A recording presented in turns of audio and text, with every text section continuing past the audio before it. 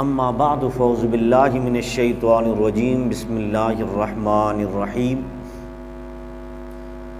اذ یقول لصاحبہ لا تحزن ان اللہ معنا فانزل اللہ سکینتہ علیہ وأیدہ بجنود لم تروها ان اللہ وملائکتہ یصلون علی النبی یا ایھا الذین آمنوا صلوا علیہ وسلموا تسلیما اللہم صلی علی سیدنا و اصحاب سیدنا و مولانا محمد وبارک وسلم وصلی علیہ الصلاۃ والسلام علیک یا رسول اللہ وعلی آلک و اصحابک یا سیدی یا حبیب اللہ الصلاۃ والسلام علیک یا نبی اللہ وعلی آلک و اصحابک یا شفیع المذنبین۔ اللہ تبارک تعالی جل جلالہ وعم نوالہ وعظم شانہ واتم برہانہ کی حمد و ثنا اور حضور اکرم نور مجسم شفیع مکرم اور شفیع معاشر مالک کوثر محبوب دلبر احمد مجتبیٰ جناب محمد مصطفیٰ صلی اللہ علیہ وسلم کی بارگاہ میں ہدیہ درود و سلام عرض کرنے کے بعد وارثان ممبر و محراب ارباب فکر و دانش حاملین عقیدہ اہل سنت حضرات و محترم سامعین السلام علیکم ورحمۃ اللہ وبرکاتہ۔ حضرات محترم، آج اللہ رب العزت کا لاکھ لاکھ شکر ہے کہ اللہ رب العزت نے جمعۃ المبارک کا پھر سے مقدس دن ہم سب کو نصیب فرمایا۔ آج ہماری گفتگو کا موضوع ہے یار غار سیدنا ابو بکر الصدیق رضی اللہ تعالیٰ عنہ۔ میری دعا ہے کہ اللہ رب العزت مجھے صحیح معنوں میں شان صدیقیت کو سمجھانے کی توفیق عطا فرمائے۔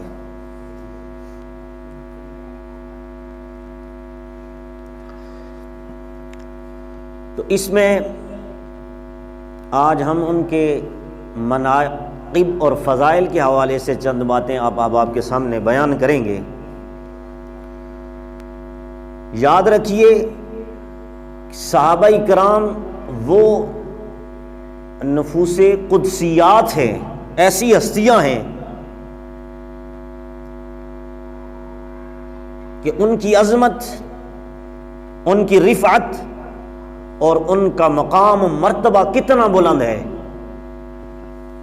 حضرت عبداللہ ابن عمر رضی اللہ تعالیٰ عنہ آپ فرماتے ہیں، جو کہ جامعہ سنن ابن ماجہ کی جلد 1 صفحہ نمبر 190 پر روایت موجود ہے، آپ کا یہ قول مبارک موجود ہے۔ فرماتے ہیں لَمُقَامُ أَحَدِهِمْ سَاعَةٌ خَيْرٌ مِّنْ عَمَلِ أَحَدِهِكُمْ عُمُرًا۔ فرماتے ہیں کہ صحابہ اکرام رضوان اللہ تعالی علیہ مجمعین ان مقدس نفوس کو کہا جاتا ہے کہ ان کی ایک لمحہ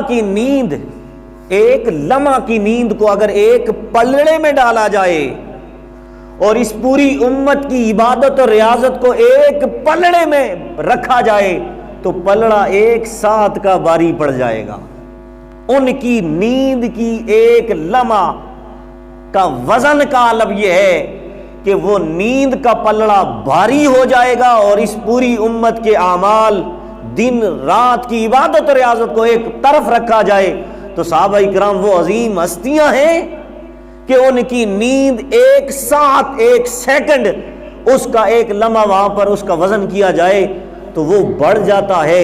یہ مقام، یہ مقدس جماعت جو میرے نبی علیہ الصلوۃ والسلام کی ہے، ان صحابہ اکرام رضوان اللہ تعالی مجمعین کے سردار اور جن کے چیف منسٹر تمام صحابہ اکرام میں سے افضل ترین شخصیت جن کا نام سیدنا ابو بکر الصدیق ہے، آج ہم ان کی شان کے حوالے سے آپ کے سامنے چند معروضات پیش کریں گے۔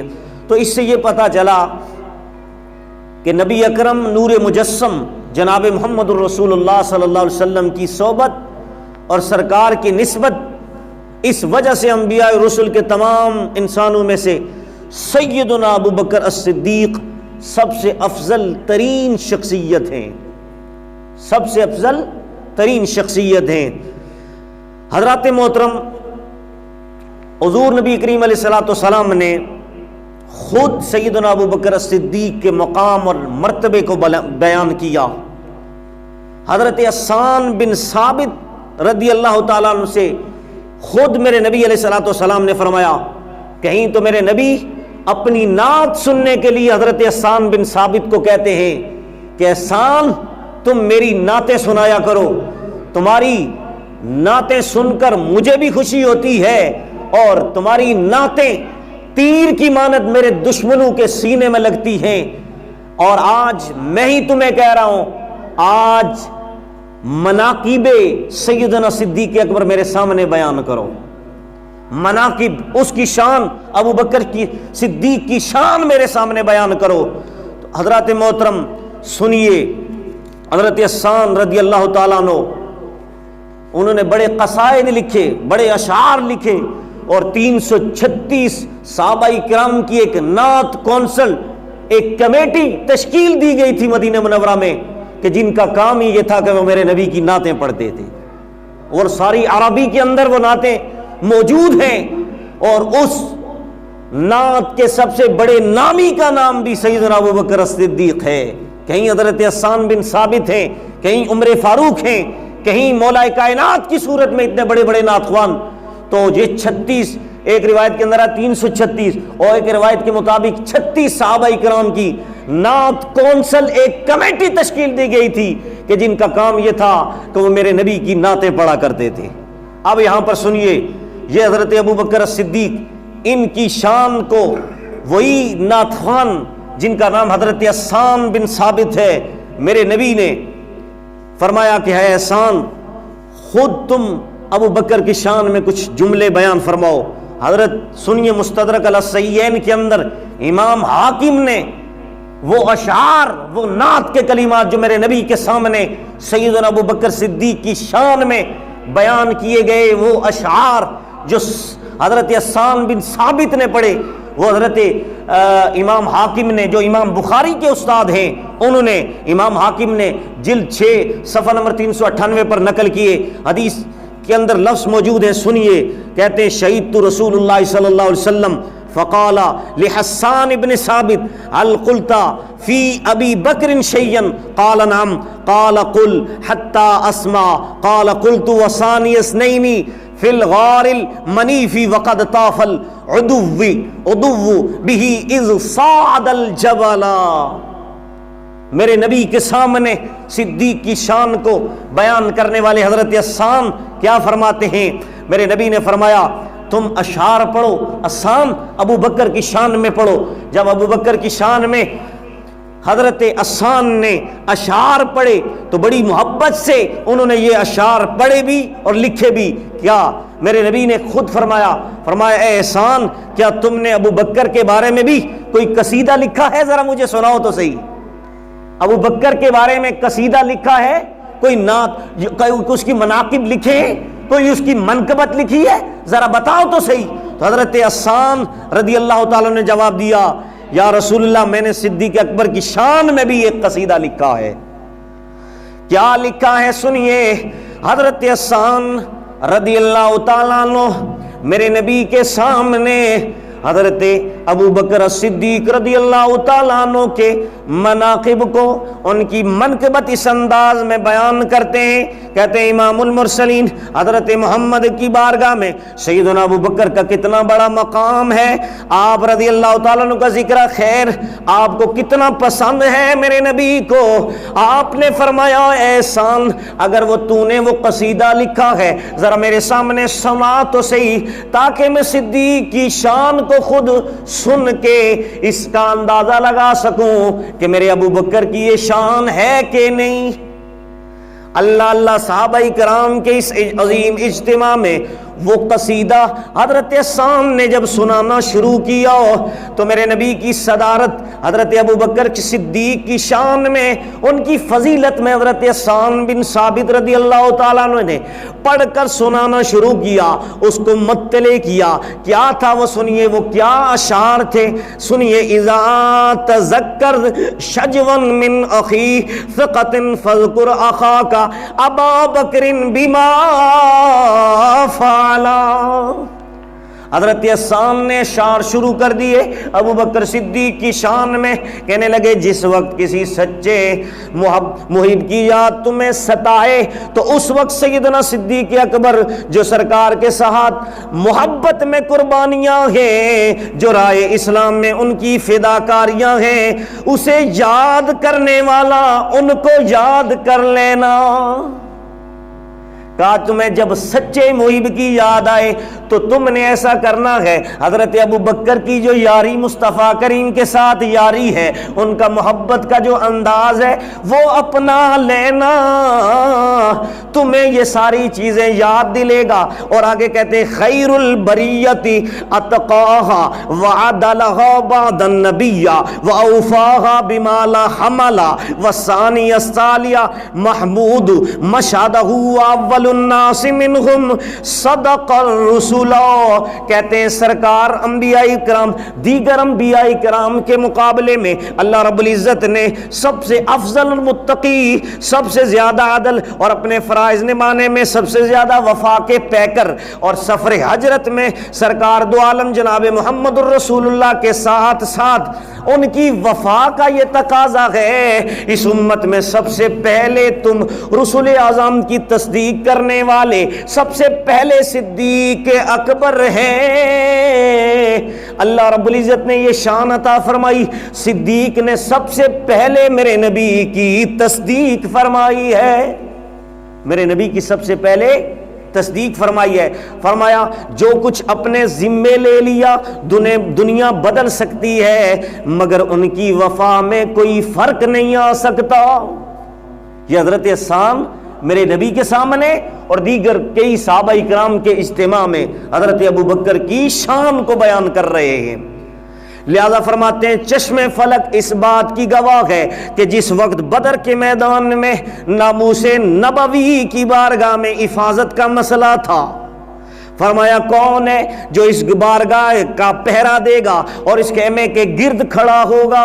اس دن سارے صحابہ کرام سب سے پہلے جو شخصیت لہراتی ہوئی ننگی تلوار کے ساتھ خیمے کے سامنے کھڑی ہوئی، اس کا نام ابو بکر صدیق ہے۔ کہتے ہیں ننگی بدر کے مقام میں سیدنا ابو بکر صدیق ننگی تلوار لے کر اپنے چھاتی کو، اپنے سینے کو اور تلوار کو لہراتے ہوئے سامنے چٹانوں کی طرح دشمن کے سامنے کھڑے ہونے کا نام ابو بکر ہے۔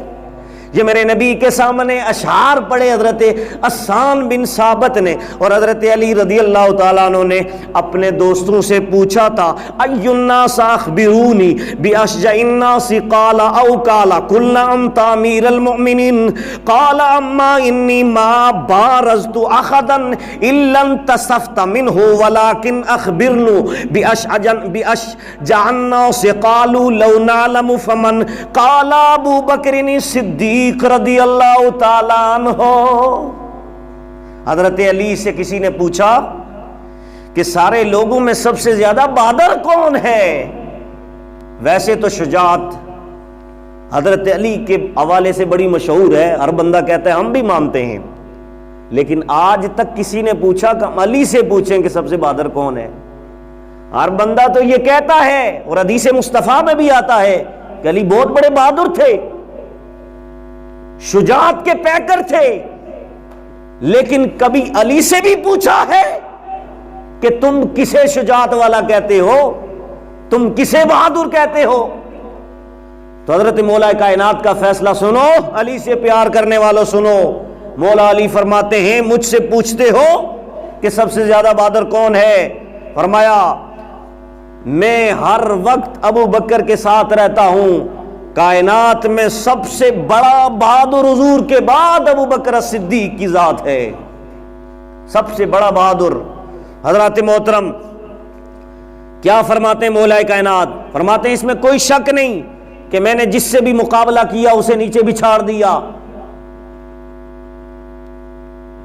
راہب کے بارے میں آتا ہے، ایک بہت بڑا پہلوان تھا، آیا اور آ کر حضرت مولا کائنات سے پوچھنے لگا بتا علی کہاں ہے، میں اس سے جھگڑنے کے لیے آیا ہوں، میں 2 دمبے کھاتا ہوں، میں اتنے بکرے کھاتا ہوں، میں 10 بندوں کو نیچے گرا دیتا ہوں۔ تو تو مولا کائنات کا پتلا سنگل سی باڈی تھی، تو دیکھ کر مولا کائنات سے ہی پوچھنے لگ گیا. تو مولا کائنات نے کہا علی کو بعد میں ملنا، پہلے مجھ سے مل. علی کو بعد میں ملنا، پہلے مجھے مل لے، دیکھ لیتے ہیں تیرے اندر کتنا پانی ہے. حضرت مولا کائنات نے اسے سلام دیا. تو جس طرح آپ دیکھتے ہیں پہلوان آپس میں ایک دوسرے کو جب ملتے ہیں نا تو وہ ہاتھ سے وہ ذرا زور پائی کرتے ہیں، ہاتھ ایک دوسرے کا دباتے ہیں. تو مولا کائنات کی سنگل باڈی تھی. اس پہلوان نے کہا نہیں یار میں اس سے ملنا چاہتا ہوں، تم کون ہو، تم میرے آگے نہ آؤ، تم سائڈ پہ لگو. تم کیا، تم تو ایک ہی میرے وار کے جو ہے نا نیچے گر جاؤ گے، تمہیں ایک وار میں نیچے گرا دوں گا. تم کیا ہو؟ میں تو علی کا نام سن کے آؤں کہ وہ بڑا پہلوان ہے، بڑا بہادر ہے، میں اس سے کشتی کروں گا، لڑائی کروں گا. تو مولا کائنات نے کہا پہلے مجھ سے لڑ، بعد میں علی سے لڑ لینا. جس وقت مولا کائنات نے اس کا ہاتھ پکڑا، زبردستی پھر لڑائی ہوئی. انہوں نے ہاتھ دبایا، بندے کے پسینے چھوٹ گئے. وہ پہلوان حیران ہو گیا، اس کو یقین آ گیا. اس نے شیر کے انداز میں کہا کہ لگتا ہے تو ہی علی ہے، لگتا ہے تو ہی علی ہے. پھر کیا ہوا کہ مولا کائنات نے اسے الٹے ہاتھ سے سر سے 3 چکر دے کر زمین پر مار کر اس کے سینے پر چڑھ کر پوچھا کیا اب لڑائی کرنا چاہتا ہے علی سے یا مجھ پر بس کرتا ہے؟ کہا بتا تو صحیح یار تو کون ہے؟ مجھے تو لگتا ہے تو ہی علی ہے، مجھے تو لگتا ہے تو ہی علی ہے. کہا ہاں میں ہی علی ہوں. تو کہا یہ کیا چکر ہے؟ تو پھر مولا کائنات نے جواب دیا کہ ہم مدنی طاقت سے لڑتے ہیں، بدنی طاقت سے نہیں لڑتے، بدن کی طاقت سے نہیں لڑتے، بلکہ ہم مدنی جو مصطفیٰ کی دی ہوئی روحانی طاقت ہے اس سے لڑتے ہیں. حضرات محترم، اسی لیے ہر بندے کو چاہیے کہ وہ مدنی طاقت سے لڑے. کس سے لڑے؟ بدنی طاقت سے نہیں، مدنی طاقت سے لڑے تو اللہ یقیناً فتح عطا فرما دیتا ہے. حضرات محترم، تو مولا کائنات نے انت یا امیر المؤمنین، سوال ہوا کہ علی آپ سارے لوگوں سے بہادر ہیں. تو علی رضی اللہ تعالیٰ عنہ فرماتے ہیں اشجع الناس ابو بکر. مجھ سے پوچھنا چاہتے ہو کہ سب سے بہادر زیادہ کون ہے، تو میں تمہیں بتاتا ہوں جسے میں بھی بہادر کہتا ہوں تو وہ ابو بکر صدیق ہے، وہ ابو بکر صدیق ہے. حضرات محترم، پہلا نمبر شجاعت میں بھی ابو بکر کو دے دیا، روحانیت میں بھی پہلا نمبر، خلافت میں بھی پہلا نمبر، اور سارے صحابہ میں بھی پہلا نمبر حضرت ابو بکر صدیق کا ہے. اور یہ وہ ابو بکر صدیق ہیں کہ صدیق کا معنی کیا ہے؟ سچ بولنے والا. اور صادق اس کو کہتے ہیں بہت زیادہ سچ بولنے والا. میرے نبی کو اللہ رب العزت نے یہ شان عطا فرمائی کہ آپ صادق ہیں. کیا ہیں؟ صادق ہیں. اور صادق کا معنی ہو سچ بولنے والا، اور صدیق کا معنی بہت سچ بولنے والا. یہ مبالغے کا صیغہ ہے. لیکن آپ حیران ہوں گے کہ شان تو اللہ نے حضور کو سب سے زیادہ دی، لیکن نام میں یہ پتہ چل رہا ہے کہ ایک طرف صادق ہے اور صادق نبوت کی شان بیان کی جا رہی ہے، اور دوسری طرف تمام صحابہ کرام کے سردار سیدنا ابو بکر الصدیق کو صدیق کہا جا رہا ہے. صدیق میں مبالغہ ہے کہ جو منہ سے نکالے وہی سچ ہو جائے، اسے صدیق کہتے ہیں. کیسے سچ؟ اللہ اللہ میرے مصطفیٰ کریم کے غلاموں سنو، صدیق اور صادق میں فرق کتنا ہے. 1400 سال پہلے میرے نبی علیہ الصلوۃ والسلام کے پاس ایک عورت آ گئی اور میرے نبی کے سامنے اس نے اپنی خواب بیان کی. کیا بیان کی؟ خواب بیان کی. کہنے لگی یا رسول اللہ آج میں نے خواب دیکھی ہے، میرا گھر والا شام میں تجارت کام کاج کے لیے گیا ہوا ہے، لیکن میں نے خواب دیکھی میرے گھر کے صحن میں ایک درخت ہے وہ زمین پر گر گیا ہے. یا رسول اللہ اس خواب کی تعبیر کیا بنتی ہے؟ میرے نبی نے فرمایا اے اللہ کی بندی، اس خواب کی تعبیر ذرا ٹھیک نہیں ہے. لیکن میں اس کی تعبیر تجھے بتا دیتا ہوں۔ میرے نبی نے اس کو خواب کی تعبیر بتائی۔ اے میری صحابیہ، اے اللہ کی بندی، اس خواب کی تعبیر یہ بنتی ہے کہ آج شام کو تیرے گھر والے کا جنازہ گھر میں آئے گا، یعنی کہ تیرا گھر والا فوت ہو گیا، شام کو اس کا جنازہ، اس کی میت تیرے گھر میں آئے گی۔ جس وقت اس عورت نے اس خواب کو سنا، اس خواب کی تعبیر کو سنا، دارے مار مار کر رونا شروع ہو گئی، اتنا رونے لگی، چیخو پکار کرنے لگی۔ اللہ اللہ، جس وقت وہ رونا شروع ہو گئی کہ میں تو بیوہ ہو گئی، ادھر زبان رسالت ہے، جو نبی کے منہ سے نکل جائے ایسا ہی ہوتا ہے، اور خواب سچے بھی ہوا کرتے ہیں۔ اس عورت نے یقین کر لیا، روتی روتی میرے مصطفیٰ کریم کے حجرے سے باہر نکلی، ایک گلی سے اس نے یوں ٹر لیا، یوں موڑ لیا، آگے کیا دیکھتی ہے؟ سیدنا صدیق اکبر آ رہے ہیں۔ سیدنا صدیق اکبر کو جب اس نے دیکھا تو ابو بکر صدیق نے بھی اس عورت کو دیکھا کہ عورت رو رہی ہے، اور در رسول سے جو بھی آتا ہے وہ تو ہنستا ہوا آتا ہے، کیا وجہ ہے یہ عورت رو کے آ رہی ہے؟ حضرت ابو بکر صدیق رضی اللہ تعالیٰ عنہ نے اس عورت سے پوچھا، اے اللہ کی بندی، تو اللہ کے نبی کے دربار سے آئی ہے، ذرا بتا تو صحیح کیا وجہ ہے رونے کی؟ وہ اللہ کی بندی کہنے لگی ہے، ابو بکر صدیق میں نے ایک خواب دیکھی ہے، اس خواب کو بتانے کے لیے میں اللہ کے نبی کے پاس آئی، اور مجھے اللہ کے نبی نے بتایا اس خواب کی تعبیر یہ بنتی ہے کہ تیرا شوہر آج شام کو فوت ہو جائے گا اور اس کا جنازہ تیرے گھر میں آئے گا، شام ہونے سے پہلے پہلے اس کا جنازہ تیرے گھر میں پہنچ جائے گا۔ وہ کہنے لگی میں آج بیوہ ہونے لگی ہوں اور میں رونا تو اور کیا کروں؟ حضرت ابو بکر صدیق نے جو یہ بات سنی، بطور تسلی یا تاکہ اس عورت کا رونا بند ہو جائے، وقتی طور پر اس کی دلجوئی کرنے کے لیے سیدنا ابو بکر صدیق نے صرف اتنا جملہ بولا، اللہ کی بندی میں تجھے تسلی دیتا ہوں، جا تیرے گھر والا گھر میں شام کو زندہ واپس آئے گا۔ کیا کہا؟ جا واپس پلٹ، آنسو پوچھ اور خوشی سے گھر میں چل، میں تجھے تسلی دیتا ہوں، تیرا گھر والا شام کو زندہ واپس آئے گا۔ اب وہ عورت گھر میں چلی گئی، اس کے ذہن میں بڑے بڑے وسواس پھیل گئے، ایک طرف زبان رسالت ہے، ایک طرف زبان صادق ہے، صادق نبی کی، اور دوسرے طرف صادق نبی کا صدیق وہ صحابی، اس کی زبان ہے، ایک طرف زبان صدیق ہے، ایک طرف زبان صادق ہے، کس بات پر یقین کروں؟ کرتے کرتے شام ہوئی، اچانک کسی نے دروازے پر دستک دی، عورت چھپٹی ٹوٹی اٹھ کر دروازہ اس نے کھولا، اور کھول کر کیا دیکھتی ہے؟ اس کا گھر والا زندہ واپس پلٹ آیا۔ جب اس کا گھر والا زندہ واپس پلٹا گھر میں، بڑی حیران ہوئی، خوش بھی ہوئی، اور اس نے اپنے گھر والے سے ساری بات بتا دی کہ میں نے اس طرح خواب دیکھی، مجھے رسول اللہ نے یہ بتایا تھا، اور پھر صدیق اکبر نے یہ بتایا تھا، لہذا سیدھا ہم رسول اللہ کی بارگاہ میں چلتے ہیں۔ کدھر چلتے ہیں؟ دونوں میاں بیوی سیدھا میرے نبی کی بارگاہ میں چلے گئے تاکہ فیصلہ کروائیں، یہ کیا ماجرا یا رسول اللہ، آپ نے تو کہا تھا اس کا جنازہ آئے گا، یہ تو زندہ واپس پلٹ آیا۔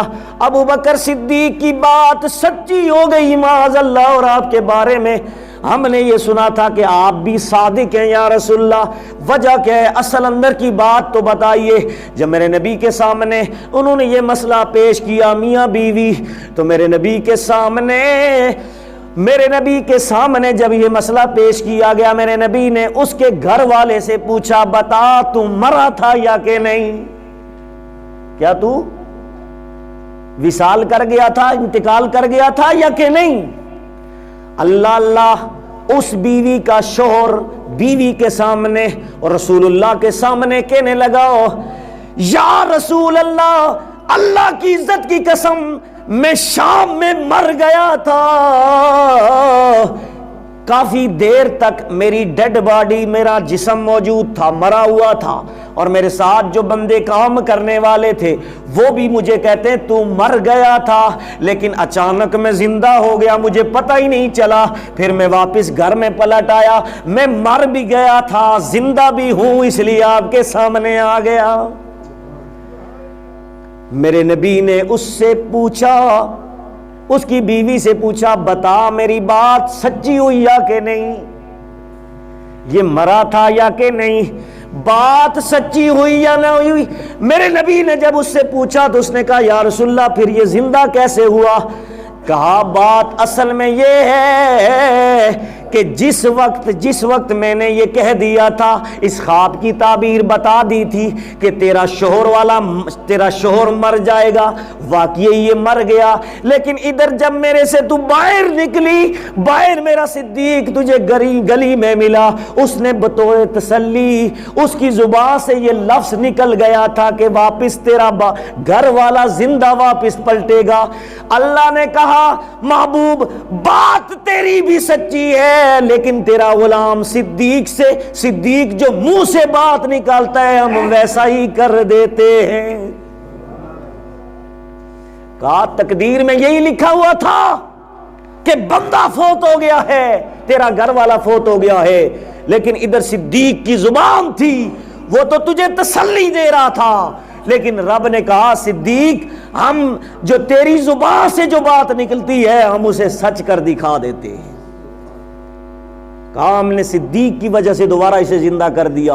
حضرات محترم یہ وہ صدیق ہیں کہ 12 سال تک ان کے دانتوں میں درد رہا، 12 سال تک۔ آپ کو پتہ ہے جس کے دانتوں کو درد ہو، داڑھ کو درد ہو، کتنا شدید درد ہوتا ہے۔ ہم اعلیٰ قسم کی سخت قسم کے کیپسول کھاتے ہیں پھر بھی آرام نہیں ہوتا۔ 12 سال تک سیدنا صدیق اکبر کے دانتوں میں درد رہا، لیکن کبھی ناشکری نہیں کی، کبھی رب کی بارگاہ میں گلہ نہیں کیا۔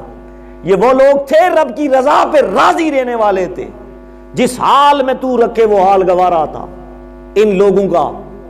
یہ کال والے نہیں تھے، یہ حال والے لوگ تھے، یہ باتیں ہی نہیں کرتے تھے بلکہ عمل کیا کرتے تھے۔ 12 سال تک میرے نبی کے حضر و حجر میں دن رات نبی کے ارد گرد پھرنے والا صدیق کبھی بھی نبی کو نہیں بتایا کہ یا رسول اللہ آپ اللہ سے دعا کیجئے کہ یہ میرے دانتوں میں داڑھ میں جو درد ہے یہ ٹھیک ہو جائے۔ لیکن کیا ہوا، اس کا صلہ کیا ملا؟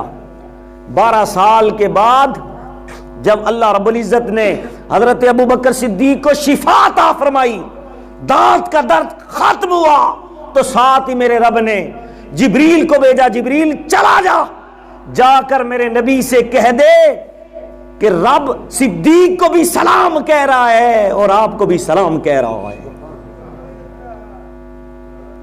اور ساتھ رب جبریل کے ذریعے پوچھ رہا ہے کہ اے جبریل صدیق سے ذرا پوچھو کہ رب کہتا ہے اب ہم پہ خوش ہو یا کہ نہیں۔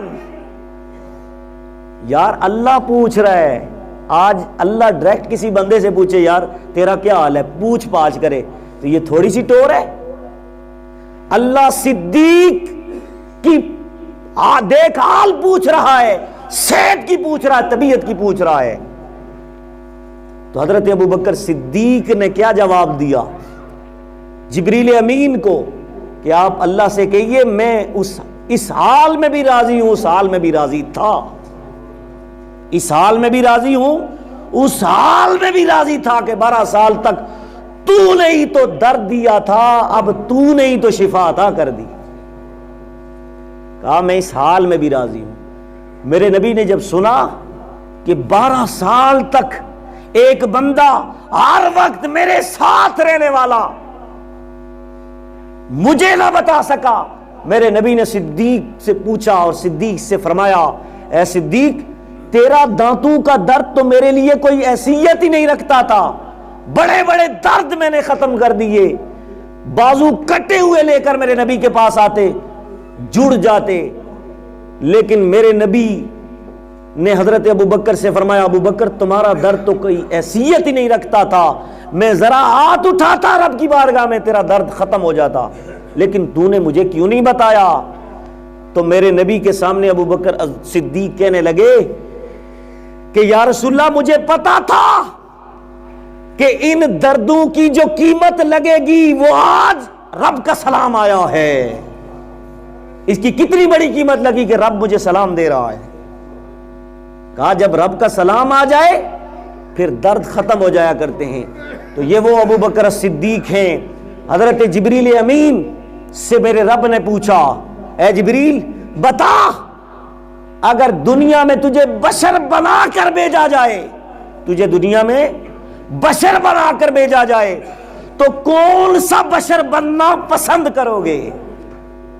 تو حضرت ابو بکر صدیق کی شان کو سنو، حضرت جبریل تمام فرشتوں کا سردار اللہ کی بارگاہ میں عرض کرتے ہیں جبریل امین یا اللہ اگر تو مجھے بشر بنانا چاہتا ہے، اگر بنانا چاہے مجھے بشر تو میں ابو بکر جیسا بشر بننا چاہتا ہوں۔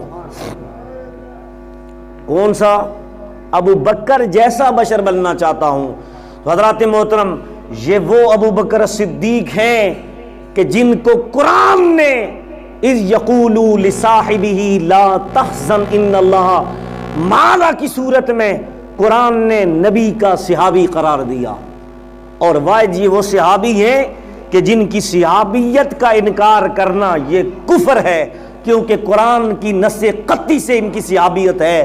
اور بعض علماء نے لکھا یہ دونوں جو شیخین ہیں حضرت ابو بکر صدیق اور حضرت عمر فاروق، ان دونوں کا انکار کرنے والا بندہ دارہ اسلام سے خارج ہو جاتا ہے۔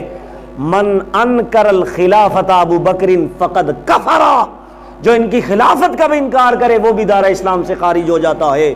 تو حضرات محترم یہ وہ ابو بکر صدیق ہیں کہ جمعے کے دن میرے نبی خطبہ دے رہے ہیں، اور خطبے کے دوران بخاری کی حدیث ہے میرے نبی نے ان اللہ خیر عبدا بین الدنیا و بین فیہا، میرے نبی نے تقریر کی، تقریر کرتے ہوئے میرے نبی نے فرمایا کہ اللہ نے اپنے خاص بندے کو موت اور زندگی کے درمیان اختیار دیا ہے، اور اس بندے نے اللہ کی پاس جانا قبول کر لیا ہے۔ جو ہی یہ میرے نبی نے یہ خطاب کیا تو دوران خطاب حضرت ابو بکر صدیق کے بارے میں آتا ہے فباقا ابو بکر صدیق، تو حضرت ابو بکر صدیق نے رونا شروع کر دیا۔ سب صحابہ اکرام کہنے لگے یار، حضرت ابو بکر صدیق کو کہنے لگے کہ بھائی یہ حضور نے اپنے لیے تو نہیں کہا، یہ کسی بندے کے لیے کہا ہے کہ اس کو اللہ نے موت اور زندگی کے درمیان اختیار دیا ہے، تم کیوں رو رہے ہو؟ تو حضرت ابو بکر صدیق خاموش ہو گئے۔ لیکن جب کچھ عرصے کے بعد، یہ آخری تقریر تھی میرے نبی کی، اس کے بعد میرے نبی نے کبھی خطاب نہیں کیا، اور جس وقت میرے نبی کا وصال ہوا تو پھر حضرت ابو بکر نے سب کے سامنے کہا کہ میں نے تمہیں کہا تھا نا، تم مجھے کہہ رہے تھے کہ یہ اور کوئی بندہ ہے، یہ اور کوئی بندہ نہیں تھا بلکہ میرا اور تیرا نبی تھا، جس سے اللہ اختیار لے رہا تھا دنیا میں رہنا چاہتے ہو یا میری طرف آنا چاہتے ہو۔ انا رفیق الاعلیٰ کی صورت میں رب نے اپنے اعلیٰ رفیق کو ملنا گوارا کر لیا ہے۔ حضرات محترم وہاں بھی میرے نبی علیہ السلام نے جس وقت حضرت ابو بکر صدیق نے رونا شروع کر دیا تو میرے نبی علیہ السلام نے حضرت ابو بکر صدیق کو وہاں بھی لصاحبی کے لفظ سے پکارا، کہا تو میرا صحابی ہے ابو بکر، رونا بند کر، رونا بند کر۔ تو حضرت ابو بکر صدیق وہ شخصیت ہیں کہ اللہ پاک نے ان کو ہر وصف سے، ہر بندے کے اندر 360 خصلتیں ہوتی ہیں، 360 میں سے اگر ایک خصلت بندے کی ٹھیک ہو تو بندہ جنتی ہوتا ہے۔ کیا ہوتا ہے؟ جنتی ہوتا ہے۔ میرے نبی نے فرمایا، میرے نبی نے جب یہ فرمایا تو حضرت ابو بکر صدیق کہنے لگے یا رسول اللہ بتائیے کیا ان 360 خصلتوں میں کیا ایک میرے اندر بھی کوئی خصلت موجود ہے؟ تو میرے نبی نے فرمایا ابو بکر تو ایک کی بات کرتا ہے، تیرے اندر تو 360 کی 60 خصلتیں موجود ہیں، تیرے اندر 360 خصلتیں وہ موجود ہیں، جنتی ہونے کی نشانیاں موجود ہیں۔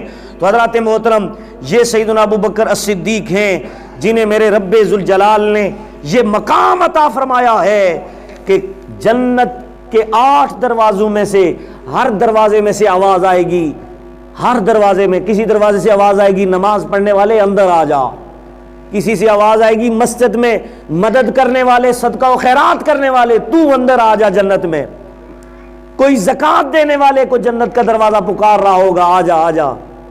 8 کے 8 دروازے مختلف اشخاص کو پکار کے جنت میں کے اندر بلا رہے ہوں گے، لیکن میرا ابو بکر وہ ہے، قیامت کا دن ہوگا 8 کے 8 دروازوں سے آواز آئے گی ابو بکر جلدی سے اندر آ جاؤ، ابو بکر جلدی سے اندر، کیونکہ جنت تمہاری مشتاق ہے، جنت تمہاری مشتاق ہے۔ حضرات محترم، یہ حضرت ابو بکر الصدیق وہ ہیں کہ جن کو اللہ رب العزت نے یہ شان عطا فرمائی ہے کہ اللہ پاک ان کو جنت میں اس انداز میں بھیجے گا۔ حضرات محترم، آج ہمارا یہ جمعے کا ٹاپک تھا یار غار صدیق اکبر کے حوالے سے۔ اب آخر میں یہ ایک اعلان کرنا چاہتا ہوں، یہ ہماری اوپر مسجد میں کام جو ہو رہا ہے اس میں ہمارا جو بل کا پیسہ تھا ادھر لگ گیا ہے، اور کافی اخراجات ہیں، مزدوروں کی مزدوری بھی ابھی تک رہتی ہے، تو یہ 3520 روپے ہمارا بل آیا ہے مسجد کا۔ اب ایک بندہ بھی کھڑا ہو کے یہ کہہ سکتا ہے کہ میں اپنے گھر کا 4000 5000 10,000 تک بھی جمع کروانے کے لیے ہم تیار ہو جاتے ہیں گھر میں، چاہے ہم قرضہ لے کے کریں اپنے گھر کا۔ یہ اللہ کے گھر کا بل ادا کرنے کے لیے یہ ڈیٹ بھی اس کی 28 تاریخ لکھی ہوئی ہے، یہ آخری ڈیٹ ہے۔ کوئی بندہ تیار ہو، مخیر، ہم اپیل کرتے ہیں کہ اللہ پاک جس طرح ہم اپنے گھر والوں گھر کے ساتھ پیار کرتے ہیں اس سے بڑھ کر ہمیں اللہ کے گھر سے پیار کرنا چاہیے۔ تو کوئی ایک بندہ اگر نہیں کر سکتا، 2-3 بندے اٹھ کے کھڑے ہو جائیں اور وہ کہیں کہ ہم جمع کروائیں گے یہ بل مسجد کا، ہم جمع کروائیں گے، یقیناً وہ بندہ اللہ کی بارگاہ میں مقبول ہوگا اور اللہ پاک اس کو اجر عظیم عطا فرمائے گا۔ یہ ایک مسئلہ